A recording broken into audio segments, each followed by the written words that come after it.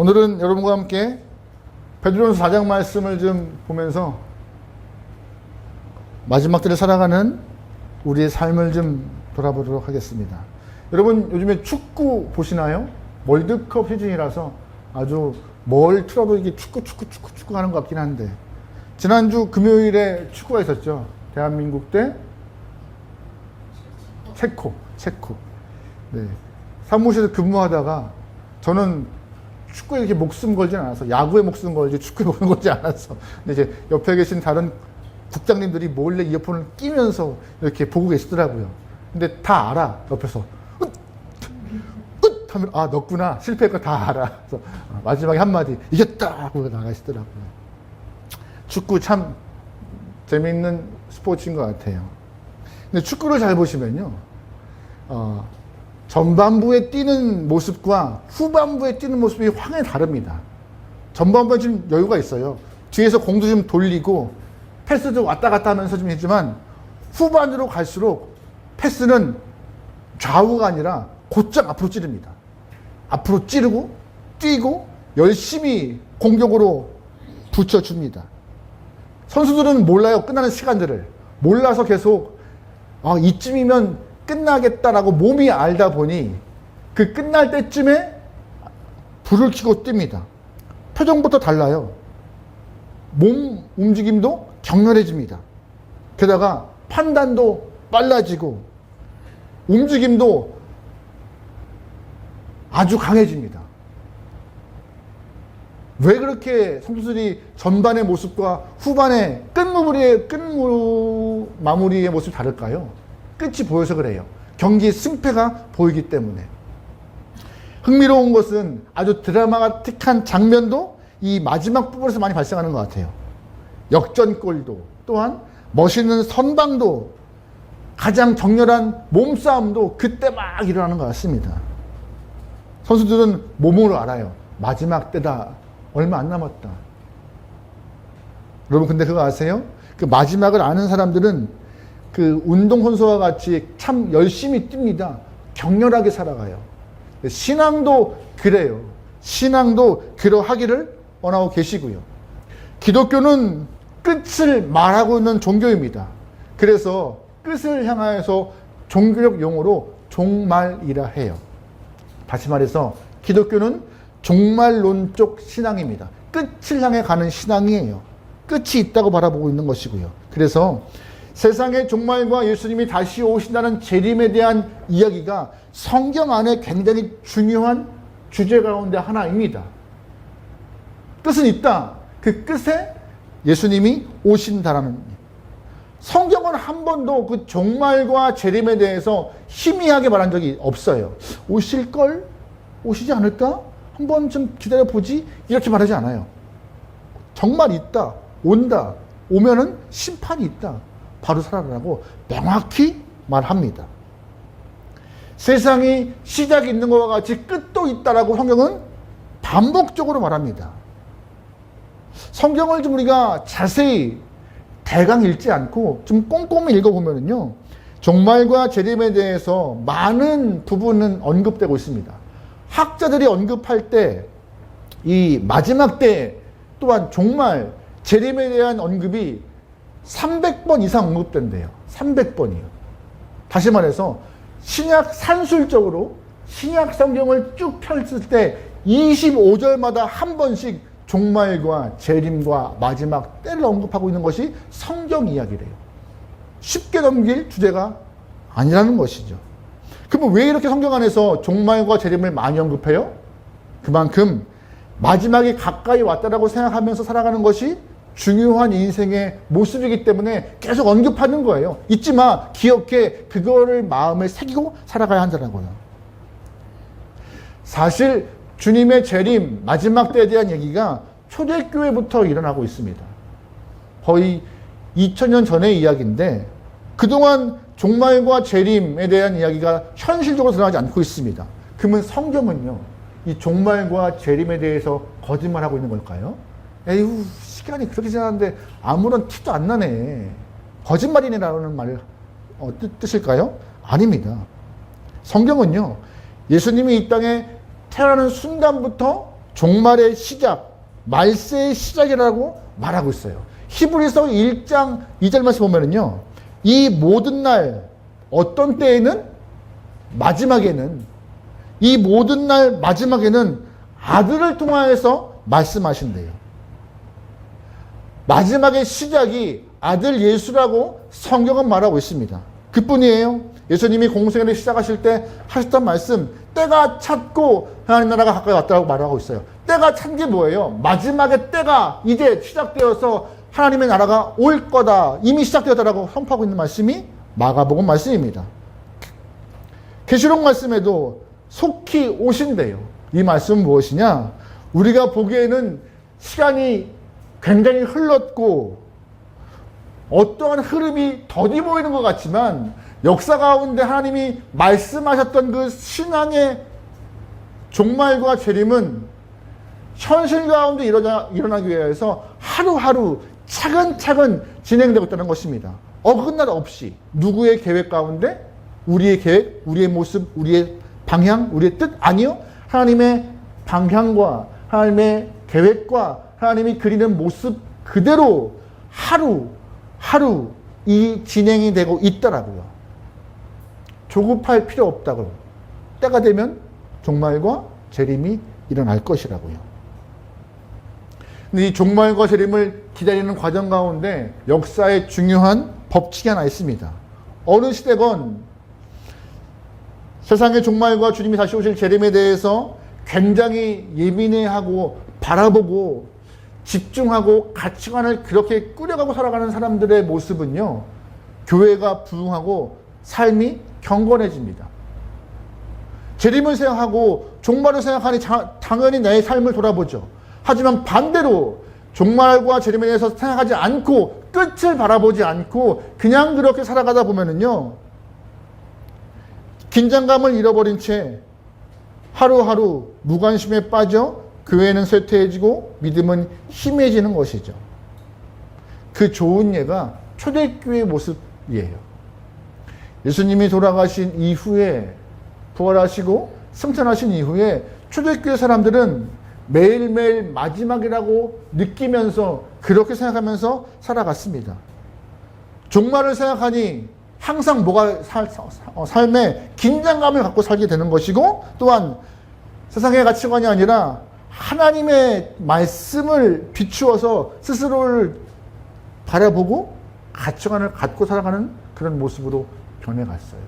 하나님은 그 모습을 우리에게 원하시는 거예요. 그런 모습. 긴장감 늦추지 마. 신앙적 긴장감을 갖고 있어라고요.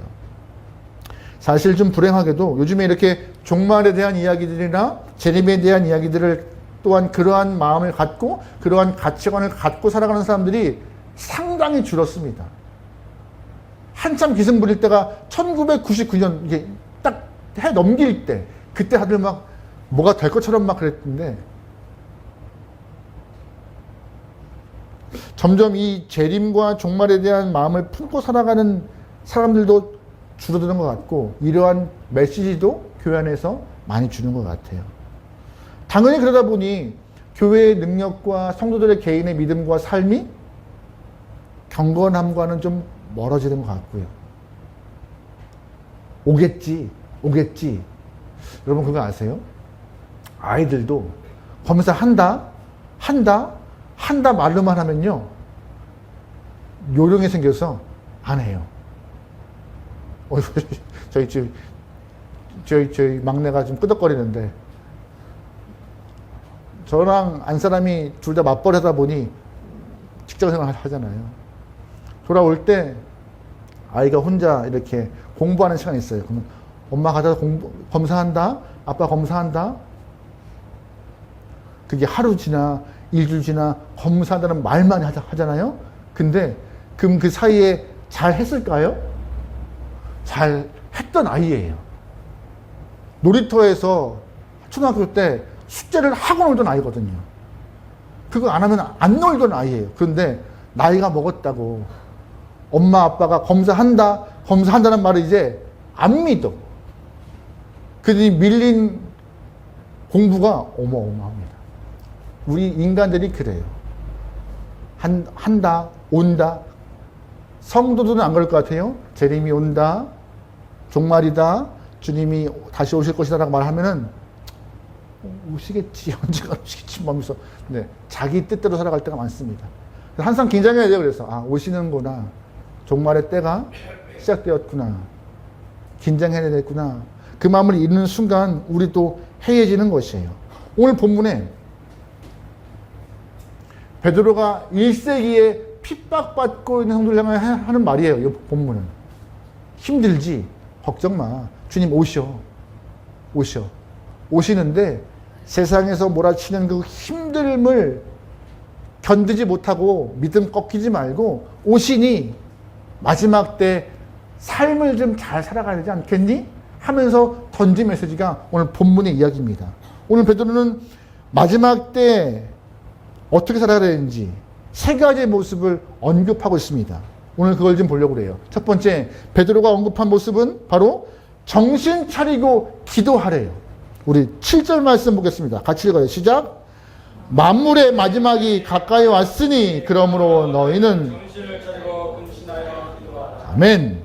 베드로가 왜 정신 차리려 했을까요? 베드로가 다짜고짜 마지막 때 성도들 향해서 너희 정신 차려! 라고 말합니다. 왜 이런 말을 해요? 마지막 때 사람들이 정신 차릴 수 없을 만큼 삶이 바빠진대요. 정신 차릴 수 없을 만큼 각종 사건과 사건이 발생한대요. 정신 차릴 수 없을 만큼 이 땅 가운데 천재지변이 발생하여서 우와 이게 뭐야 라고 자꾸 마음 뺏길 일이 있대요. 또한 무엇보다 이 마지막 때에 우리의 마음을 흔들 거짓 영들이 너무나 일어나서 우리 마음을 흔들기 때문에 정신 바짝 차려야 한대요. 여러분 바쁘지 않으십니까? 하루 후딱 갑니다. 24시간 금방 가요. 지금 어린아이들은 잘 안 가잖아요, 시간이. 지금 우리 소윤이도 있고 경민이도 있는데 참 시간이 안 가는 것 같아요. 빨리 갔으면 좋겠는데, 빨리 시험 보고 빨리 들어왔으면 좋겠는데, 그지, 소윤아? 진짜 안 가. 이놈의 시간은. 근데 어른들이 농담같이 40대는 40km만큼 시간이 흐르고 50대면 50대만큼 이렇게 가잖아요. 저 요즘에 시간 겁나 빨리 가는 것 같아요. 얼마 안 되는데. 일주일이 금방금방 가요. 분명히 주일 설교 마치고 한숨 좀 쉬고 잠자고 일어나면 벌써 수요일이고 잠자고 일어나면 금요일이고 내일이 주일이에요. 시간 어른들 말씀이 맞는 것 같아요. 시간 금방금방 갑니다. 바빠요. 바쁘다 보니 자꾸 뭐에 꽂혀요? 일에 해야 될 일에 꽂혀요.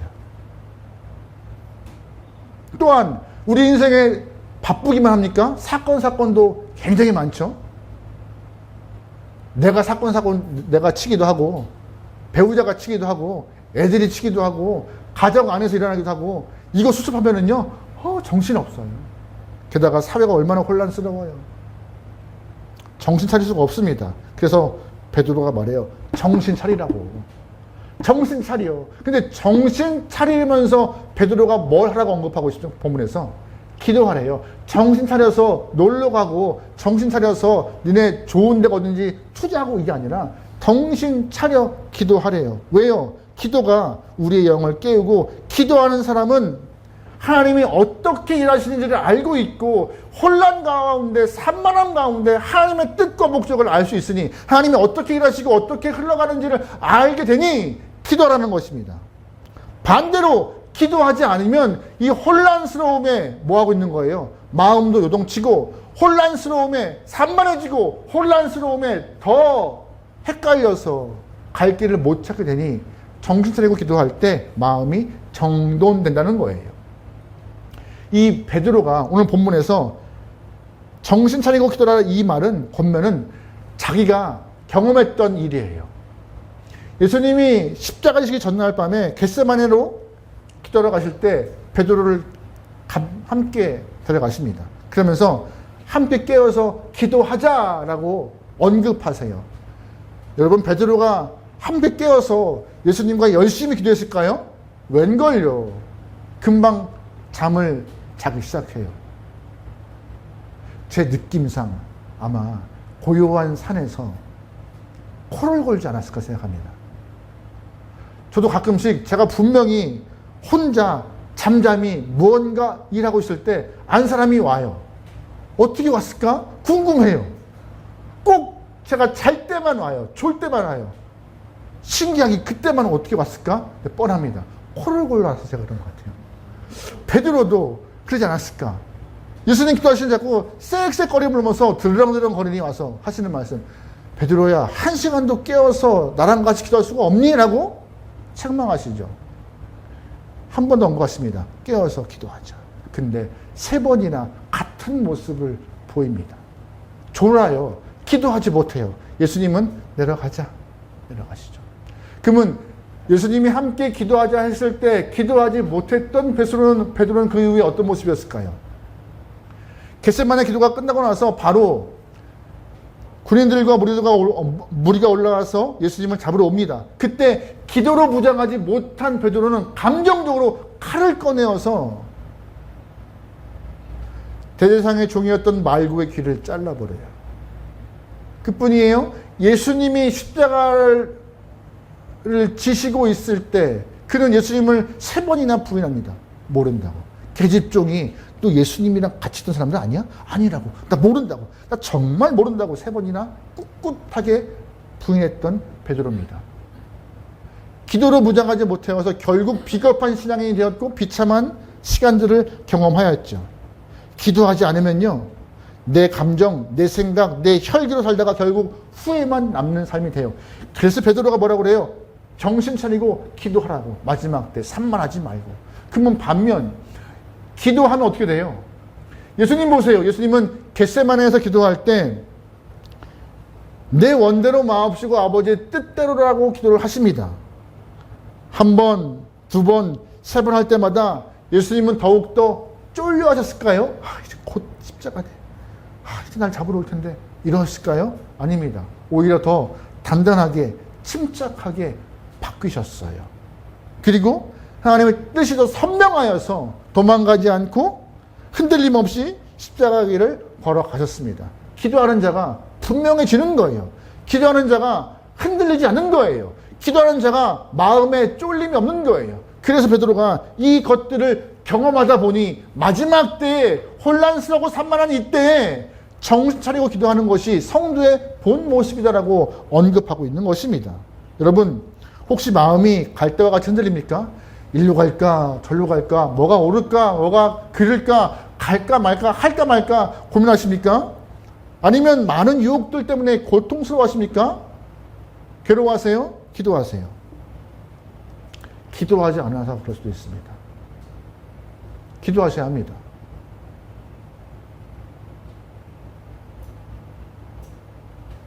기도해야 살아가요.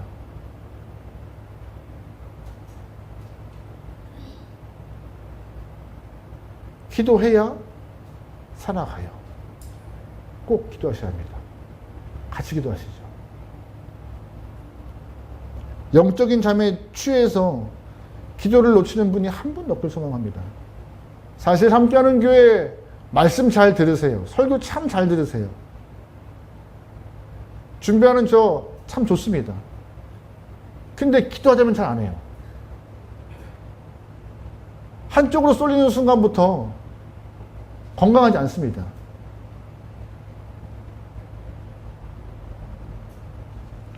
여기 계신 어머니들 편식하는 아이 안 좋아하시잖아요. 자꾸 한 친구를 거론해서 죄송하지만 저희 집에 있는 한 친구가 김치를 극도로 싫어합니다. 누구라고 얘기 안 합니다, 저는. 근데 밥상에 앉을 때 꼭 모친 되시는 분께서 김치를 집어서 꼭 하나씩은 올려주세요, 이렇게. 얼굴이 이 그릇이죠. 좋아하는 것만 먹으려 합니다. 왜 그럴까요? 편식이 건강함을 해쳐요. 신앙도 그래요. 말씀 좋죠? 알아가는 재미 있죠? 그냥 가만히 앉아서 들으면 되잖아요. 그죠? 근데 하나님 그걸 넘기 원하시는 거예요. 두 번째, 오늘 본문에서 베드로가 마지막을 살아가는 영혼에게 필요한 것은 어떤 거냐? 바로 사랑하며 살래요. 8절 말씀 보겠습니다. 같이 읽어요. 시작. 무엇보다 뜨겁게 서로 사랑할지니 사랑은 허다한 죄를 덮느니라. 아멘. 여러분, 사람이 죽기 전에 가장 후회하는 것은 뭔지 아세요? 사람이 죽기 전에 가장 후회하는 것. 사랑한다는 말을 가장 못한 것을 후회한대요. 그래서 마지막에는요, 다 보고 싶어 한대요. 가기 전에 보고 싶어 하고, 말하고 싶어 하고, 미안해, 사랑해, 고마웠어라고 언급하고 싶어 한대요. 평소에 하지. 그죠? 그만큼 인생 가운데 사랑이 얼마나 중요한지를 보여주고 있는 하나의 모습인데요. 베드로도 말해요. 마지막 때 무엇보다도 뜨겁게 서로 사랑하래요. 8절 말씀에 이 뜨겁게라는 헬라어의 표현은요, 온몸을 다해 전심전력이라는 뜻입니다. 그냥 마음만 뜨거운 것이 아니라 전심전력을 다해, 온 마음을 다해. 100m 결승점을 통과할 때 선수들이 더 조금이라도 빨리 들어가기 위해서 몸을 비틀고 앞을 더 내밀고, 어떤 사람들은 막 다이빙하는 것과 같이 그러한 마음과 그러한 모습으로 사랑하라고 말하고 있는 것입니다. 사랑해야지, 사랑해, 고마워, 이거 말고요. 가슴 내밀고 뛰는 것과 같이 그런 모습에 열정을 갖고 사랑하라 말하고 있는 것입니다. 그런데 그 사랑의 실천이 뭐예요? 내 거 주래요? 오늘 본문에서 사랑의 실천이 우리의 재산을 팔아서 그들을 돕고 구제하고 섬기래요? 그럼 없습니다. 오늘 본문은 사랑의 실천은 뭐라고 말하고 있습니까? 죄를 덮는 거래요. 이 모습을 여러분 오해하지 않기 소망합니다. 죄를 무시하거나 가볍게 일하는 것이 아니에요. 예수님처럼 죄를 들추어서 그를 면박하거나 그를 창피함 주지 말라는 것입니다. 사실 예수님이 우리를 사랑하여 십자가를 지시고 피 흘리실 때 우리는 그 십자가의 보혈로 죄를 용서받았습니다. 잊지 마세요. 그 죄가 씻김 되었습니까? 그렇게 표현하지만 정작 우리의 죄는요, 예수의 보혈로 덮어진 거예요. 들춰내시지 않으시고 덮어진 거예요. 안 보게 하시는 것입니다. 예수의 보혈로 죄가 덮어서 하나님이 안 보게 하시는 거예요. 깨끗이 닦여 나간 것이 아닙니다. 예수님이 그랬던 것과 같이 우리 또한 그렇게 하는 것이 사랑의 모습이라고 베드로가 말하는 거예요. 그럼 반대로 여러분, 덮는 것의 반대는 뭐예요? 들추는 겁니다. 사랑이 없으면요, 끊임없이 남의 엄을 들추고 비난하고 공격해요. 여러분, 마귀의 별명은요, 참소하는 자예요. 참소하는 자는 무엇이냐? 들추어서 정죄하는 자입니다. 마귀가 능력 있습니다. 병도 고쳐요. 기적 행합니다. 근데 마귀가 못하는 일이 있습니다. 뭔지 아세요? 사랑하여서 덮는 걸 못해요. 그걸 예수님이 하셔서 우리에게 말씀하시는 거예요. 베드로가. 너희도 사랑하되 죄를 덮어야 한다고요.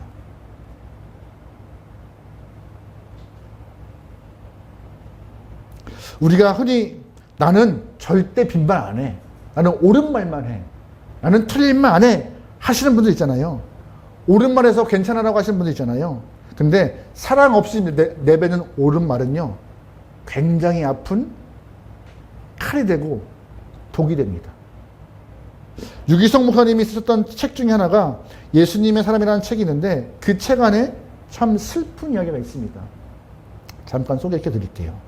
어린 시절 집안이 너무 어려워서 불행하게도 창녀촌에 팔려갔던 한 여성이 있었습니다. 몸과 마음이 완전히 망가진 한 자매인데요. 감사한 것은 진심으로 본인을 아끼는 좋은 남자를 만나서 가정을 이루어서 결혼했습니다. 평범한 주부의 삶을 살아요. 감사한 일이죠. 그리고 은혜 가운데 복음을 받아들여서 교회에 정착하게 되었고 집사의 직분으로 두 부부가 아주 아름답게 신앙생활을 합니다. 그때까지 아무도 그 여성의 과거를 몰랐어요.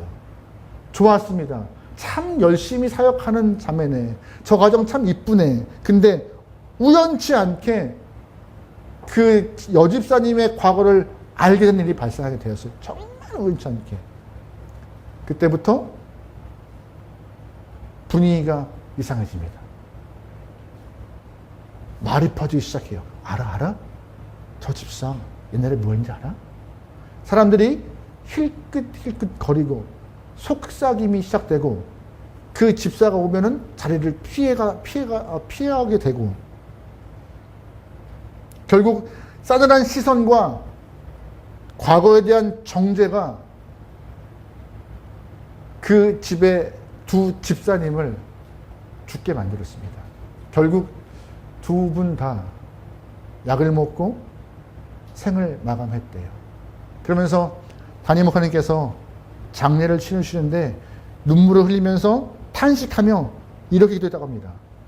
하나님, 제가 양들을 돌보고 있는 줄 알았는데 알고 보니 이리떼를 돌보고 있었습니다.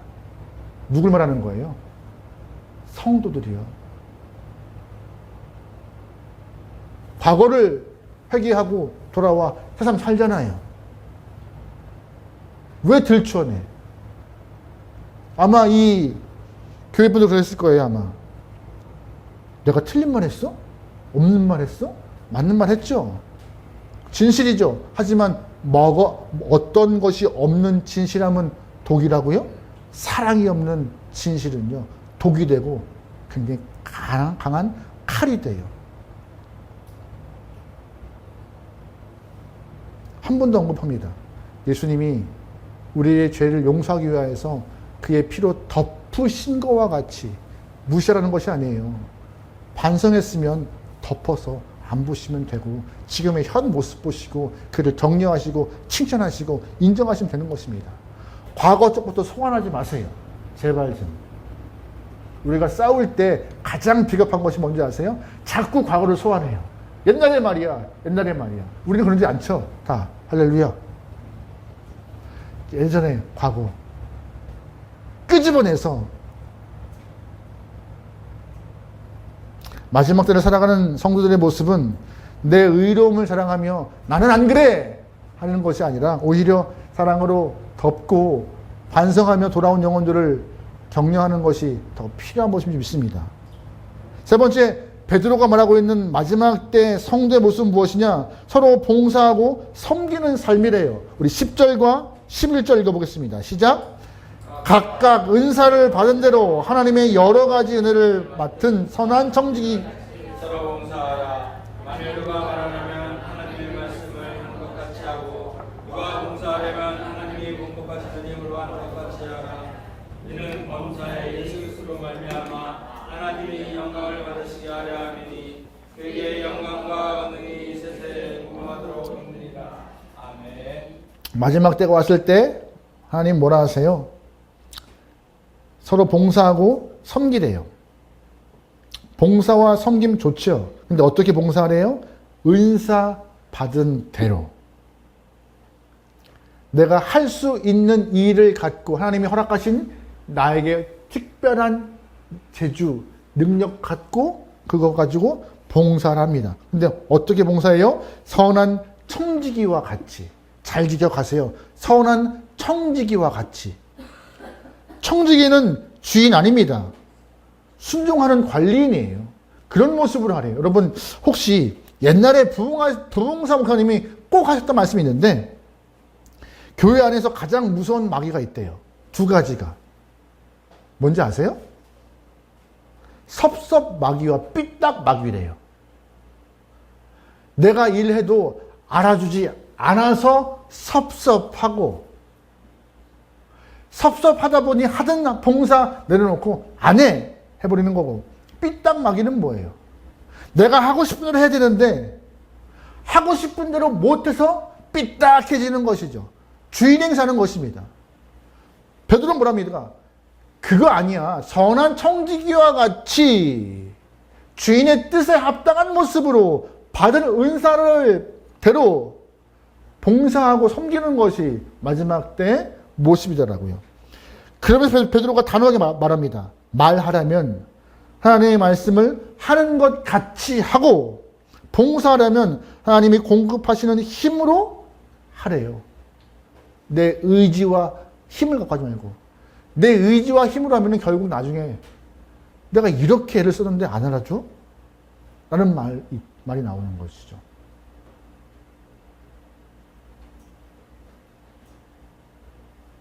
사실 저는 교회를 위해 기도할 때 이 부분을 위해서 많이 기도하는 부분합니다.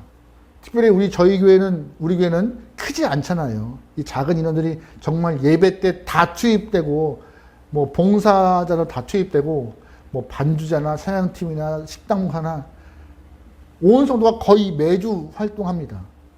기도할 때 항상 기도해요. 하나님 지치지 않게 해주세요. 특별히 뭐 오늘 새롭게 온 청년이 있지만 그 청년은 멀리서 와요.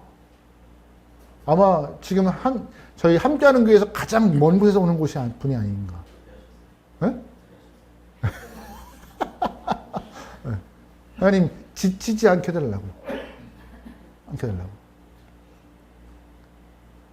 여러분 액면가로 말해볼까요?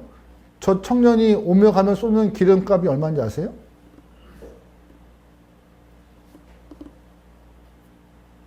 오며 가며 시간이 얼마인지 아세요?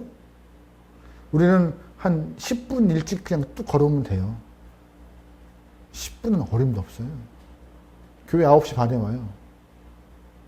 9시 반에 오려면 씻고 일어나서 운전하고 나오려면요. 식당 봉사 하시는 분들 보세요. 하루 줄 아십니까? 몇 년째 그 일을 하고 계십니다. 누누이 말합니다. 우리 함께하는 교회는 대한민국 어디 가도 점심 하나만큼은 최고로 맛있게 먹는 교회라고. 할렐루야. 이럴 때 아멘 좀 해줘야지. 참 사람들이. 다시. 함께하는 교회는 전국 어디 가도 이만한 점심이 없는 교회입니다. 할렐루야. 저는 걱정스럽긴 해요. 지치실까 봐. 요즘 교회들 점심 어떻게 먹는지 아세요? 돈 내고 먹잖아요. 돈 내고 1,000원, 2,000원 뷔페 불러요. 제가 아는 교회를 뷔페 불러요. 주일마다. 300인분 해서 뷔페 불러서 김치 하나, 반찬 하나, 국 하나. 그것도 교회 돈 내는 게 아니라 1,000원씩 내서 나머지는 교회에서 다 내고. 그런 교회 많습니다. 게다가 국수도 힘들어요, 내기. 예. 삶는 게 보통 일이 아니잖아요. 조금만 늦으면 왜 면이 불었니, 국물이 짜니, 뭐. 그럼 가서 먹든지. 줘도 뭐라고 그래. 그죠? 우리 교회는 근데 국수 한 번도 안 나와. 난 국수 좋아하는데. 담임 목사 취향은 생각도 안 해. 맨날 밥 나와. 보통 밥이에요? 밥도 보시면 일반 쌀 안 나옵니다. 반찬도 사실 어머니 계시지만 집에서 먹는 반찬보다 더 좋은 것 같아요. 오늘 밥 못 먹는 거 아니냐, 집에 가면 이제? 매주 고기 반찬에, 매주 나물 반찬에, 매주 샐러드에, 매주 손님 대접을 해도 빠지지 않는, 그래서 걱정스러워요. 지치실까 봐. 저는 기도해요. 하나님, 지치지 않게 해달라고. 근데 감사한 것은 식당 봉사하시는 분들이나 멀리서 반주하러 오시는 우리 새로운 청년이나 마음에 큰 짐을 갖고 있지 않은 것 같아요. 그래서 너무 감사해요. 그뿐이에요. 우리 교회는 헌금위원도 있고 앞에 나오고 이렇게 성경 봉독도 있고 게다가 또 싱어도 있고 또 이렇게 뭐라 그래 기도하는 것도 있고 뭔 놈의 기도가 이렇게 빨리 돌아와. 뭔 놈의 성경도 이렇게 일찍 이렇게 돌아와. 그죠? 일자가 없잖아요. 일자가 없어요. 말하고 싶겠지. 속으로 부부를 하겠지. 너무 빠른 거 아닌가? 근데 어떡하겠어. 근데 감사한 것은 다 해내시잖아요. 하나님은 마지막 때가 될수록 바빠서 대충 그 상황들을 넘기지 않고 하던 일을 맡은 바 소임을 은사대로 최선을 다하는 모습, 그래서 하나님의 말씀과 같이 전하고 하나님이 공급하신 힘으로 끝까지 해내는 그런 모습을 원하시고 계신데, 저는 우리 함께하는 교회는 그렇게 해내고 있는 것으로 감사합니다. 고로 앞에 2개만 하시면 돼요. 앞에 2개는 뭐예요? 기도하고 사랑하라고. 하나님 오실 때 체크하실 겁니다. 임목사 일로 와봐, 앉아봐. 제일 무서워 그럴 때가. 경민이 앉아봐 이럴 때가 제일 무서운 것처럼. 네.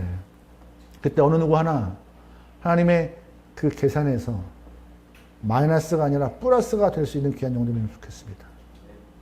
우리가 마지막에 할 일은 오늘 본문에 베드로가 3가지를 말했습니다. 기도하십시오. 사랑하십시오. 그리고 섬기며 봉사하십시오. 그 모습으로 주님을 기쁘게 할 수 있는 여러분과 저의 삶이 되기를 주님으로 축원합니다. 아멘.